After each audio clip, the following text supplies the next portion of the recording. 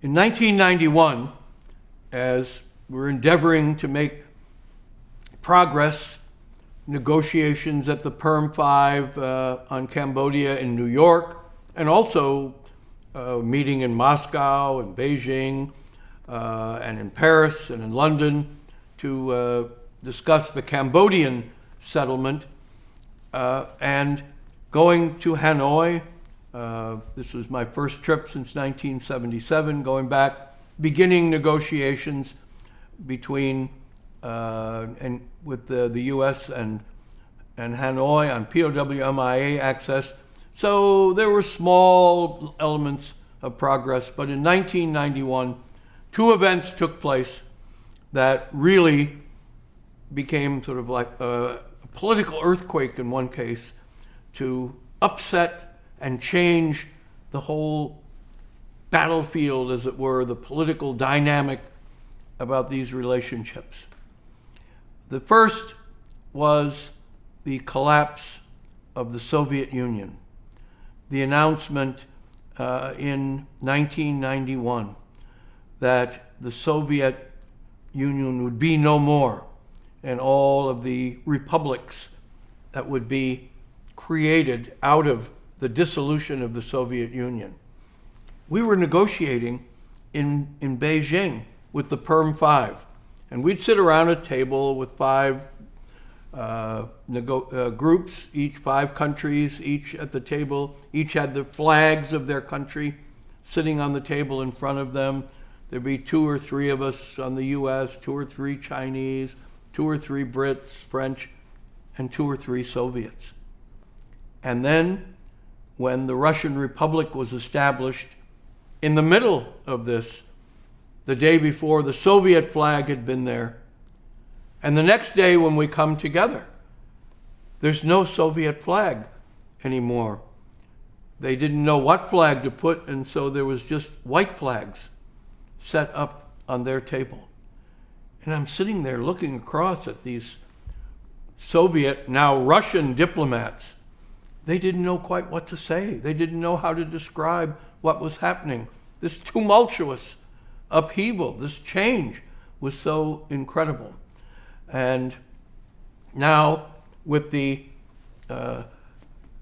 Russian government who would be there, this would provide an opening, unexpected opening for us in terms of our dealings with the Soviet Union, our dealings now with Moscow about what would be possible, as well as our dealings in all of the other capitals, because now it was unclear what was going to be the, not Soviet anymore, Russian role, and the role of the military units that and military elements that had been in Southeast Asia. I looked over at the Chinese negotiators, and they of course didn't say anything, and they were very proper, but it had to be that they were aware of this, and it would have an impact and an effect on them. The collapse of the Soviet Union not only had an impact on U.S. relations with Russia, with Moscow, and all of the other countries, but it had a dramatic impact in China and Vietnam. Remember, those 2 countries, both communist countries, had been estranged from each other for a decade.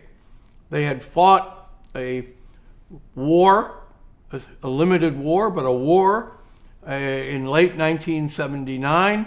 And as a result of that, they didn't have any diplomatic relations, no trade relations for a decade. Suddenly, in both capitals, in the Politburos of both the Chinese and Vietnamese Communist Party, a paroxysm of fear shot through them, because they were so stunned that the Soviet Union had collapsed. And could whatever it was that was causing that happen to them? Suddenly, that sure sense of control that their authoritarian one-party system, their parties had on their countries, could be at risk. As a result, there was a secret meeting of the Chinese and the Vietnamese Politburos, the highest level of political control mechanisms that in both countries.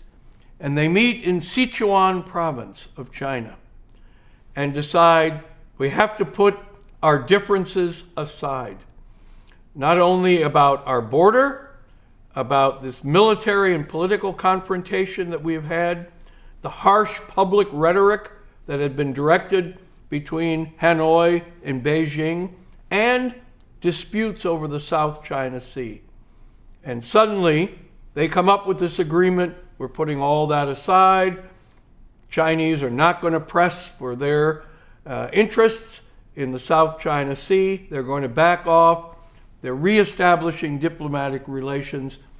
And interestingly, their felt desire that they needed to protect each other would lead to and provide the opening for better U.S.-Vietnamese relations, because the hardline foreign minister in Vietnam, the toughest guy about dealing with the U.S., suddenly was gone. Fired from the job. Well, they didn't say that publicly, but in fact removed from the job. And this one development meant that now that part of the diplomatic playing field was changed dramatically.